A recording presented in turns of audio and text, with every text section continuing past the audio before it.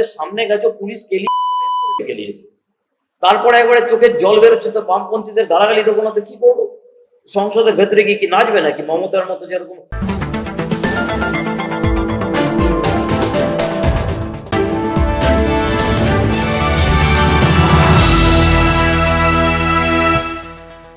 একের পর এক পোস্টে বামপন্থীদের মাকাল নষ্ট বলে কটাক্ষ রাজনৈতিক বিশ্লেষক প্রসেনজিৎ বক্সির। কেন এমন কটূক্তি বামেদের বিরুদ্ধে? কিসের ক্ষোভে এমন অপমানজনক পোস্ট? কারণটা প্রসেনজিৎ বক্সি নিজেই খোলসা করলেন ট্রু নিউজ বাংলার পর্দায়। প্রসেনজিৎ, আপনি সিপিএম এর মতো একটি নীতিবাদী দলকে আপনার পোস্টে মাকাল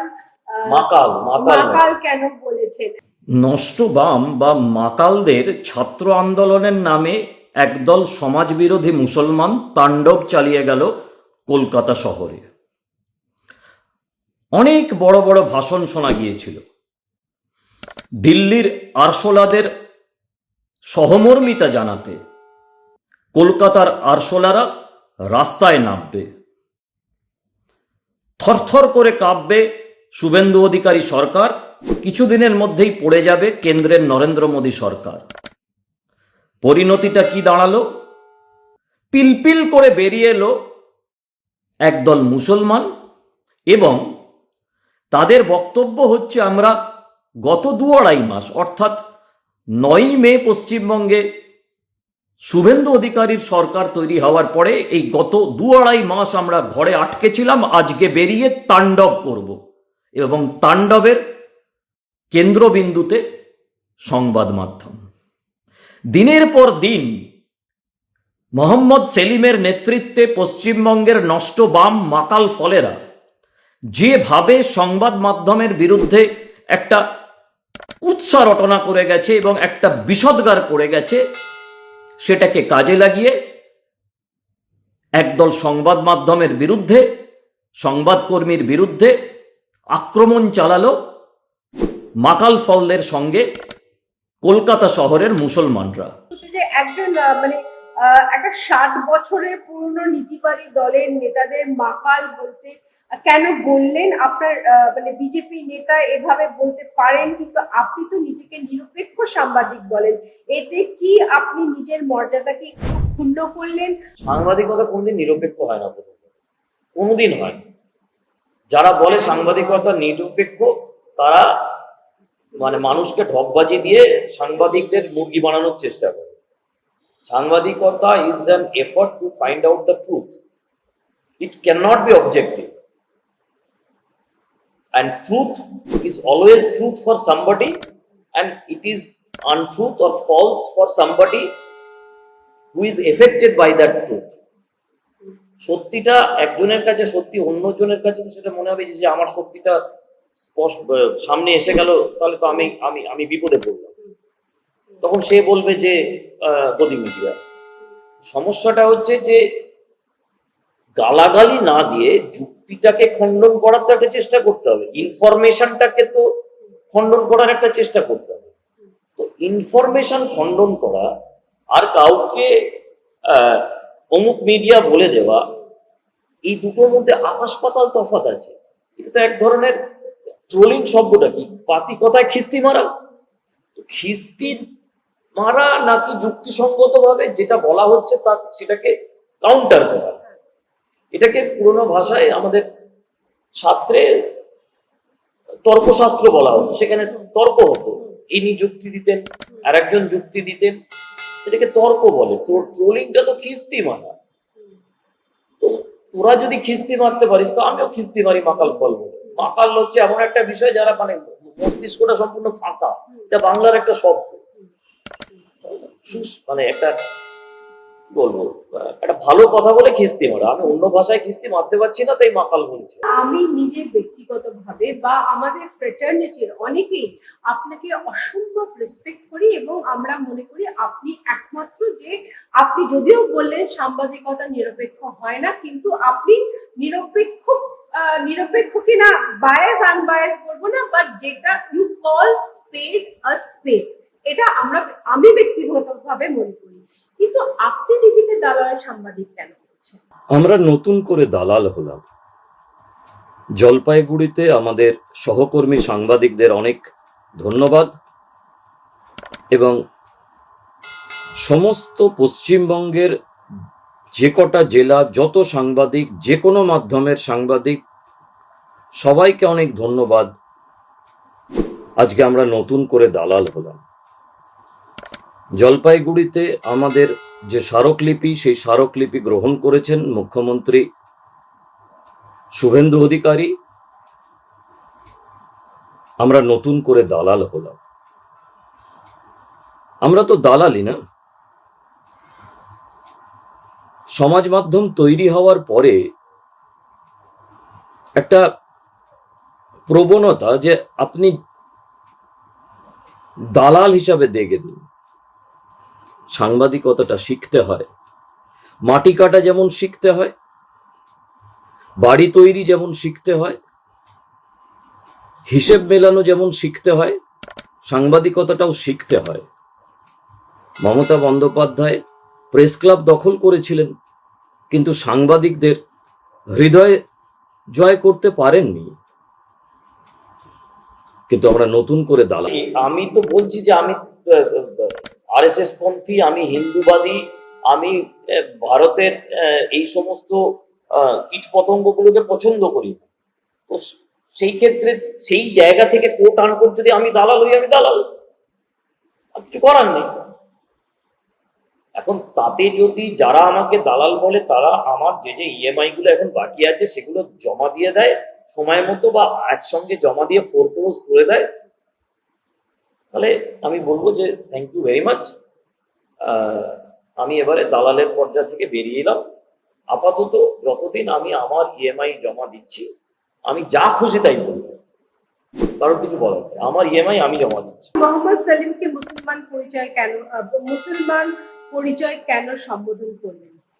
কিন্তু হে মোহাম্মদ সেলিম, আপনি কমিউনিস্ট না মুসলমান আমি জানি না, কিন্তু আপনার নেমসেকরা যারা গত 2-2.5 মাস ধরে কলকাতা বা পশ্চিমবঙ্গে ছটফট করেছে, তারা আজকে তাদের চেহারা দেখালো আপনাদেরই সঙ্গ দিয়ে বা আপনাদেরই মুখোশের। উনি যদি ইলেকশন কমিশনের সামনে ওটাকে কি বলে, বিকেল বেলাতে মুসলিমদের যখন রোজা চলে তখন কি বলে, বিকেল বেলায় কি হয়, না না ওই খাওয়া দাওয়াটাকে বিকেল বেলাতে, তো ইফতার করতে পারে। ও হ্যাঁ, উনি যদি ইলেকশন কমিশনের সামনে বিকেল বেলা বসে ইফতার করতে পারেন, তাহলে উনি বলুন যে উনি মুসলমান না সিপিএম না ধর্মনিরপেক্ষ না হিন্দু না ভারতীয়, সেটা উনি বলুন। উনি একই কাজ বাকিদের বলুন, ওনার হিন্দু কমরেডদের যে আপনারা দুর্গাপুজোর সময় একই কাজ করুন, প্রকাশ্যে বলতে হবে সেটা, যে আপনারা অষ্টমীর অঞ্জলির দিন দেয় তো তারা সবাই, কিন্তু এর মধ্যে কোনো অন্য কোনো বিষয় নেই। ইফতার যদি তিনি করতে পারেন, দিয়ে নিজেকে কমিউনিস্ট বলতে পারেন, যারা নাকি বলে যে ধর্ম হচ্ছে আফিম, ইফতারটা তো is a part of the spiritual system. তো তাই যদি হয়ে থাকে একটা রিলিজিয়াস সিস্টেম, তো সেটা উনি করতে পারেন, তার ছবি আসতে পারে প্রকাশ্যে, আর তাকে মুসলমান বললে দোষ। সৃজন, দেবাংশু ও মধুজার নাম নিয়ে আপনি কি সাংবাদিক সমাজকে ভাগ করতে চাইছেন? এই তিনজনের নাম উল্লেখ করে আপনি একটি ব্যক্তিগত আক্রমণাত্মক পোস্ট করেছেন। আপনি কি সাংবাদিক সমাজকে প্রো বিজেপি এবং প্রো লেফট কংগ্রেস এই দুই ভাগে বিভক্ত করতে চাইছেন? মধুজা, সৃজন, দেবাংশু, তোমরা আমাদের কখনো গদি বলো, চটি বলো, আমাদের কিছু যায় আসে না, আমরা খবর করি।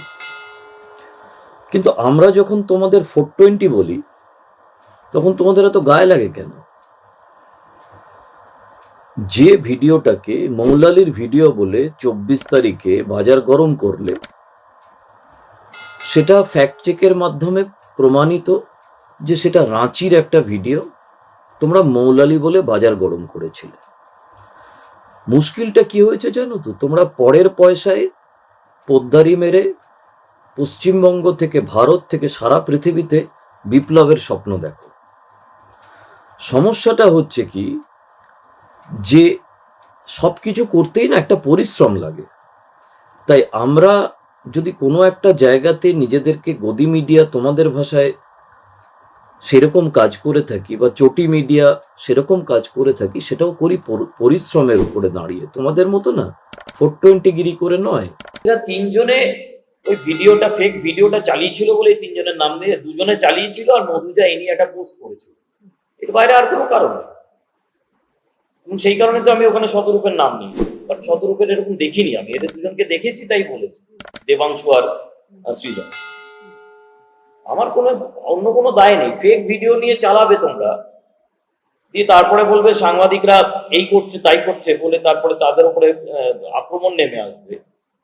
অ্যাট এ স্ট্রেচ সাংবাদিকদের উপরে এবং সাংবাদিকদের সম্বন্ধে নেতিবাচক কথা বলে বলে বলে বলে বলে বলে সমাজের মধ্যে সাংবাদিকদের প্রতি একটা বিদ্বেষ মনোভাব তৈরি করেছে এই সমস্ত জানোয়াররা। এদের বক্তব্য কি, যে সাংবাদিকরা তারা যে খবর করছে সেই খবরের কে ঠিক করবে? আমরা কি বলতে গেছি যে তুই যা রাজনীতি করছিস, তোকে তো রাজনৈতিক নেতা হিসাবে আমি তোর ন্যায় নীতির প্রশ্ন তুলেছি। সবাই মিলে আমাকে সাংবাদিকতা শেখাবে, তোমাকে সাংবাদিকতা শেখাবে, সবাই মিলে, সবাই সাংবাদিক। এটা হতে পারে কখনো? সমস্ত কটা কাজ সৃজনরা যেমন রাজনীতি করে সেটা শিখতে হয়, সাংবাদিকতাটাও শিখতে হয় এবং অভ্যেস করতে হয়। You have to learn and you have to practice. And politics also, you have to learn and you have to practice. তো let them do the politics, আমার কোনো আপত্তি নেই। কিন্তু আমরা ওদের বিরুদ্ধে এরকম বিষ আনছি না যার জন্য লোকে ওকে, ওই সৃজনের ওপরে তো কেউ ডিম ছড়েনি, ডিম কুণালের ওপরে ছুড়ে, কুণালের কৃতকর্মের জন্য কুণালের উপরে ছুড়েছে।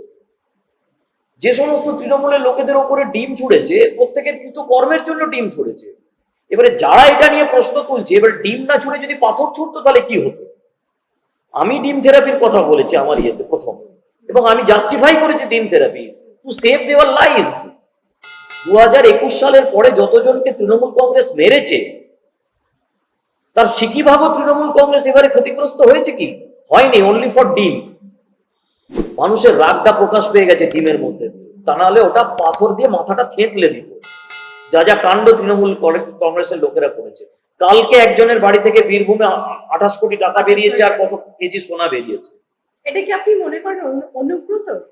আমি জানি, ওসব আমি জানি না। প্রসেনজিৎ, আপনাকে আমরা সবসময় সংযত, ভদ্র, শালীন, অসম্ভব মেজার্ড একজন পার্সোনালিটি হিসেবে দেখেছি, কিন্তু আপনি হঠাৎই দিল্লি ছাত্র আন্দোলনের সাফল্যের পর হঠাৎ আপনি অ্যাংরি ইয়াং ম্যান কেন হয়ে গেলেন? আগে তো বামেদের এভাবে আক্রমণ করতেন না। একদল সংবাদ মাধ্যমের বিরুদ্ধে, সংবাদকর্মীর বিরুদ্ধে আক্রমণ চালালো মাকাল ফলদের সঙ্গে কলকাতা শহরের মুসলমানরা। কারণ তারা গত 2-2.5 মাসে নাকি কিছু করে উঠতে পারেনি, কারণ তারা মমতার আমলে বেলডাঙ্গা করেছে, মমতার আমলে মোথাবাড়ি করেছে, মমতার আমলে শামশেরগঞ্জ, সুতি, সুজাপুর করেছে। তারা তো প্রমাণ করেছে যে তারা ক্রিমিনাল কমিউনিটি সঙ্গে আরেক ক্রিমিনাল পলিটিক্যাল কমিউনিটি নষ্ট বাম বা মাকাল ফলেরা করি। সেটা এখানকার বামেরা, তাদের জন্ম হয়েছে আমার সাংবাদিকতার পরে, তাই তারা জানে না আমি কি এবং কেন।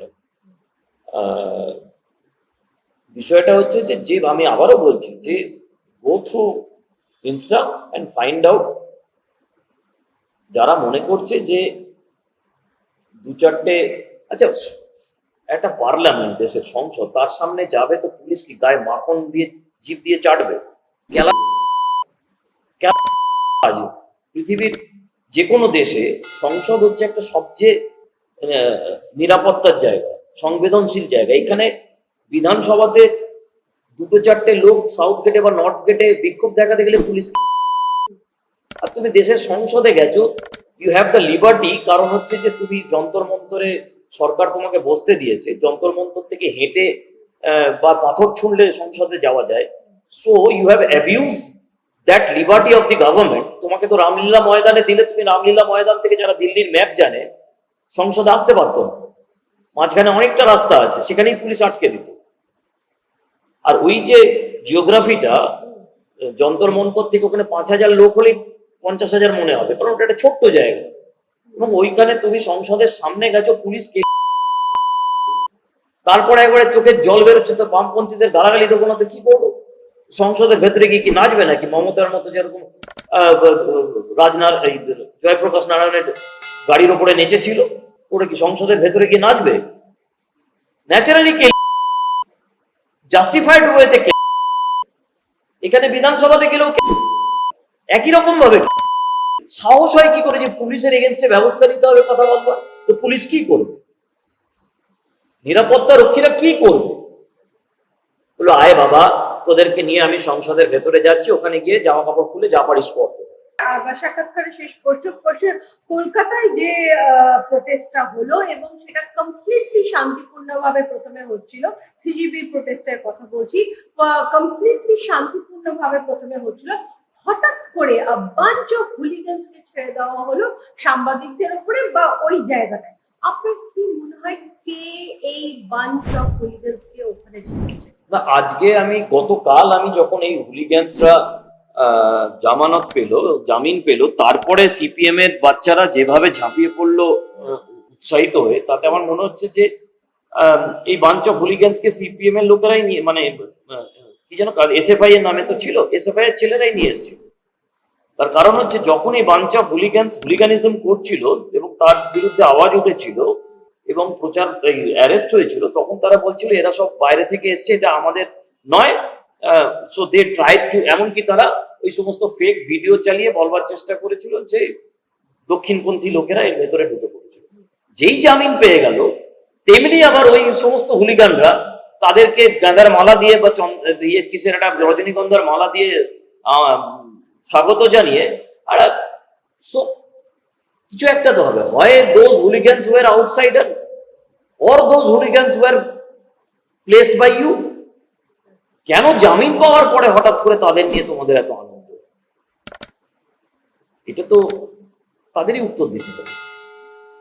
তারা যখন হুলিগানিজম করছিল তারা আউটসাইডার ছিল, জামিন পাওয়ার পরে তারা ইনসাইডার হয়ে গেল। So outsider out, insider in. ঠিক করুক তারা বামপন্থী।